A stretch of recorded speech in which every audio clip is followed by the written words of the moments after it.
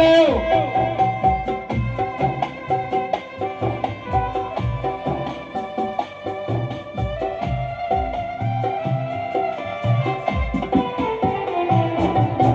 దిగంబరిగానే వచ్చావు నీవు, దిగంబరిగా పోతావు. మన్నైన నీ దేహం మన్నైపోతుంది ఏదో ఒక దినమందునా. దిగంబరిగానే వచ్చావు నీవు, దిగంబరిగా పోతావు. మన్నైన నీవు మన్నైపోతావు ఏదో ఒక దినమందునా. దేవుడిచ్చిన దేవుని యొద్దకు పోవు ఏముందిలే. మార్పు చెందవా నీవు, మార్పు చెందవా, నీ మనసు మార్చుకోవా, బ్రతుకు మార్చుకోవా. అనుకూల సమయం ఇది ఏనని ఎరిగి మనసు నీవు పొందవా, మనసు నీవు పొందవా. ఈ లోకంలో మనిషి మాత్రమే మారగలడండి.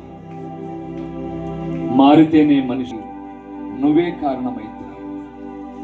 ఎందుకు ఈ రాత్రి ఉద్రేకముతో మాట ఇవ్వడం కాకుండా మనస్ఫూర్తిగా మార్పు చెందకూడదు?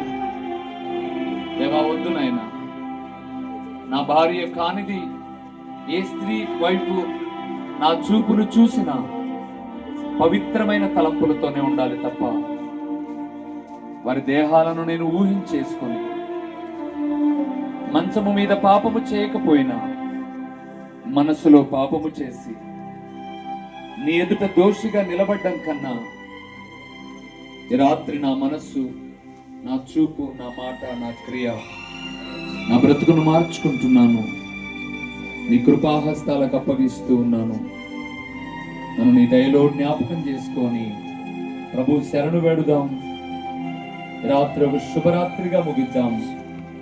అది మన కుటుంబాలకు దీవెనకరంగా, మనలో ఉన్న మార్పును బట్టి, మన మారిన ప్రవర్తనను బట్టి మన గురించి ఊరిలో కొందరైనా చెప్పుకుంటే దానికి కారణమైన దేవుడు సంతోషిస్తాడు. ప్రియులారా, తలలు ఉంచుదాం, కళ్ళు మూసి ప్రార్థన చేద్దాం.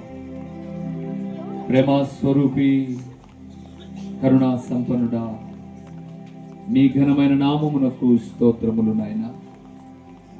ఎంత మంచి దేవుడవు నాయనా, ఎంత మంచి దేవుడవు, ఎంత గొప్ప దేవుడవు. ఈ 2025వ సంవత్సరం మాతో పాటు హ్యాపీ న్యూ ఇయర్ అని నూతన సంవత్సరాన్ని ప్రారంభించిన వారిలో ఈ 2వ తేదీకి చాలా మంది లేరు నాయనా, చాలా మంది లేరు ప్రభువా.